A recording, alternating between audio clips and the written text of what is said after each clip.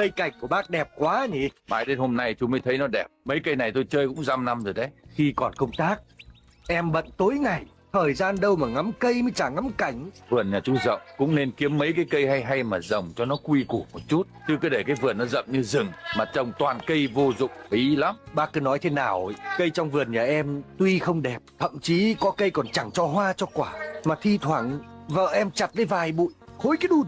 Chú đúng là phàm phu tục tử rồi. Tạo được ra cái cây mà ngắm hàng ngày cho tinh thần thư thái là khó lắm. Không thể tính bằng tiền được. Mà cũng khối tiền ra đấy. Chú có biết cây này người ta trả tôi bao nhiêu không? Có người trả 500.000 đồng rồi đấy. 500.000, thế thì bằng mấy cây gỗ xoan. Bên Đông Hưng còn có nhà chuyên nghề trồng cây cảnh.